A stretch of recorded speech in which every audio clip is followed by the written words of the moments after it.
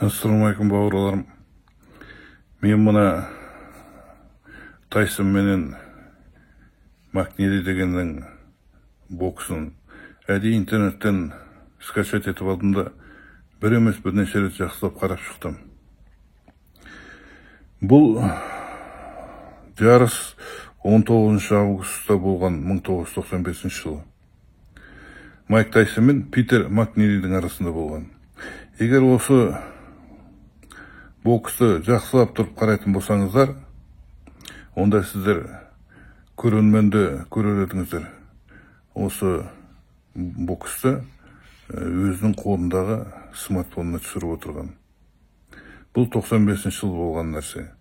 Ал ең бірінші 1 мегапиксельдік смартфон Nokia 7610 деген моделі тек 2004 жыл шыққан. Көріп отырсыздар, разница 9 жыл. Мен кезінде бытовой техника сатқам, соның ішінде мына фотоаппарат, видеокамераларды. Ешқашанда мұндай камераны ол уақытта көрген жоқпын. Сондықтан да айтарым, 95 жылы мұндай смартфон көрерменнің қолына қайдан келді, қалай түсті.